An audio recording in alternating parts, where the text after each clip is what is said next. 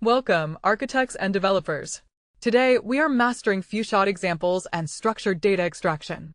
Let's get started and build highly reliable AI pipelines. Let's begin by defining our core concepts. What is few-shot prompting? It's the technique of giving Claude concrete examples of inputs and ideal outputs.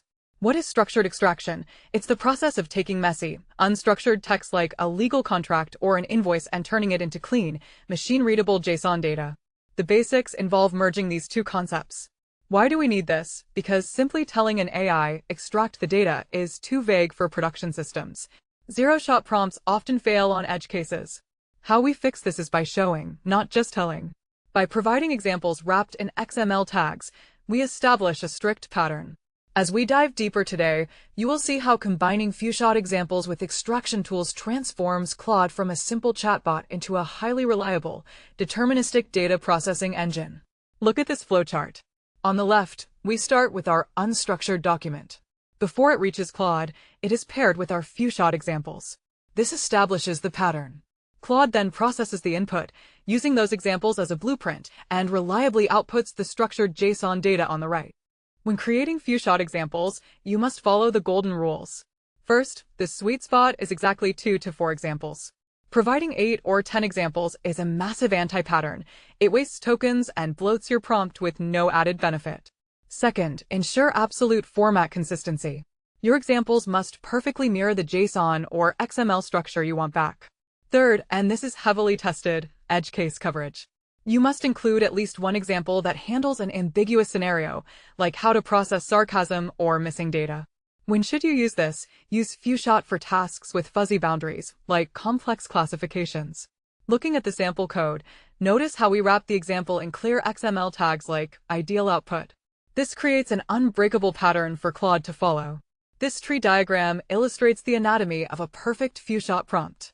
The system prompt branches into 3 carefully selected examples. We have a clear positive, a clear negative, and, critically, an edge case demonstrating sarcasm. All 3 paths converge into one consistent output format, teaching Claude exactly how to respond. Now, let's talk about the mechanics of extraction. What is the standard pattern? We use Claude's tool use capability. Why? Because if you just ask Claude to output JSON in a text prompt, it might wrap it in Markdown or add conversational filler like, "Here is your JSON." That breaks downstream parsers. How we solve this is by passing a JSON schema and explicitly forcing Claude to use it via the tool choice parameter. The absolute guarantee here is that tool use ensures 100% structural compliance. You will get perfectly formatted JSON without syntax errors. For a deep dive, understand that while tool choice auto lets Claude decide, for a dedicated extraction pipeline, you must use forced tool selection to guarantee the extraction tool is invoked every single time. Examine this sequence diagram. Our application sends the document, the tool schema, and explicitly sets a forced tool choice. Notice the note over Claude. Because of the forced choice, it completely bypasses conversational text generation. It immediately returns a tool use block containing valid JSON, which our app parses seamlessly. A structured extraction is only as good as its JSON schema. The biggest challenge architects face is hallucination caused by rigid schemas. If you make a tax ID field required, but the document doesn't have a tax ID, Claude might invent one just to satisfy your schema. How do we prevent this? First, use nullable fields. Set the type to string null so Claude can safely output null when data is missing. Second, use extensible enums. If you are classifying document types, always include an other option in your array, paired with a type detail string field so Claude can explain the anomaly. As shown in the sample schema, giving the model an escape hatch like other prevents it from misclassifying unexpected documents into the wrong rigid category. This class diagram outlines a resilient extraction schema. We have strict requirements for vendor name and total amount. But look at tax ID, it is explicitly marked as nullable. Below that, the document type is an enum featuring an other category, paired with a detail string. This flexible design is what prevents AI hallucinations in production. Listen closely, as this is the most heavily tested concept regarding extraction, the semantic trap. What is it? It's the dangerous assumption that just because your JSON parsed successfully, your data is accurate. You must memorize this rule. Tool use guarantees structure. It does not guarantee semantics. Yes, you have a structural success, the brackets match, and the types are correct. But you can still have a semantic failure. Claude might have perfectly formatted the JSON, but extracted the invoice creation date instead of the payment due date. Or perhaps the extracted line items do not mathematically add up to the total. The solution is that you can never blindly trust the output. You must implement independent business logic checks on your backend after the JSON is extracted.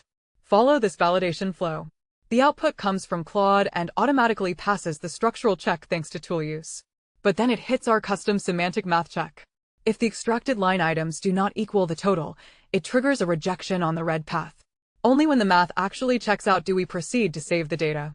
When your semantic check fails, what happens next? We use a validation retry loop. This is an automated cycle where we send the errors back to Claude so it can fix them.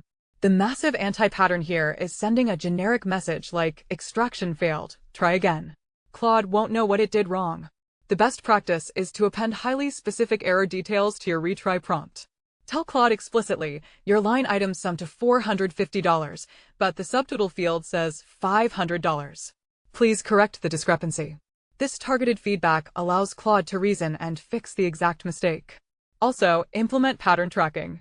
Log these failures so you can identify if a specific vendor's invoices always fail, allowing you to update your few-shot examples. Remember, retries won't work if the data simply isn't in the document. This loop diagram visualizes the retry pattern. Following a failure at the validation node, we don't just blindly retry. We drop into a step that generates a specific error message. That targeted message is appended to the prompt, which loops back to the extraction phase, guiding Claude to a successful resolution. Let's bring this all together with a real-time use case, building an automated invoice processing pipeline. Step 1. We write a system prompt with exactly 3 few-shot examples, including an edge case where an invoice is missing a tax ID, teaching Claude not to panic. Step 2. We use force tool choice with a JSON schema featuring nullable fields and extensible enums. Step 3. Once the data is extracted, we never trust it blindly. We run a local script to verify the semantics, checking the math.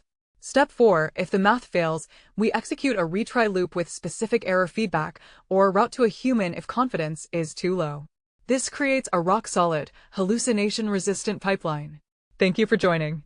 I invite learners to like, subscribe, and visit quicktechie.com for premium certification prep, including Q&A banks, full ebooks, audiobooks, full-length training, and interview guides. This Gantt chart lays out our pipeline timeline. We begin with setup, creating our few-shot examples and designing a flexible schema. We then move to execution, running a forced extraction. Immediately after, we perform semantic validation, dropping into specific error retries only if necessary. A perfect, enterprise-ready workflow. Welcome to quicktechie.com. So just type in quicktechie.com here. Then you can go through the material which is provided by Quicktechie. So we have first of all video courses which you can go here and you can find the various video courses across the technologies as well as finance domain. So if you see in Microsoft, we have 8 programs currently running. Next, you can go through the ebooks available. So all the ebooks which are in PDF format today, and you can download this. So let me go through Microsoft certification ebooks. You can click on any of this and you can see this is the PDF available for you to download. So these are the premium ebook mostly available on quicktechie.com platform only. Now the second part is exam simulator. As we primarily focus on the all technology companies and finance domain certification preparation material. So this is company wide listed here and you can go through this. So let me go through the Microsoft one again. You can see this is all Microsoft related certification. AB 730 exam, if you open it, so you can see here this and all the practice papers are available here. Today we have a 5 practice paper. So click on the first practice paper. It would load the questions. You can answer this question. This is way you can answer it and you can move to the next question. Now third material we wanted to highlight is an audiobook. So we started recently with the audiobooks as well, which you can listen on the go, and various technology wise ebooks are available. And at the last, this is our alumni. These people who are subscribing to our courses and this platform, they are all listed here.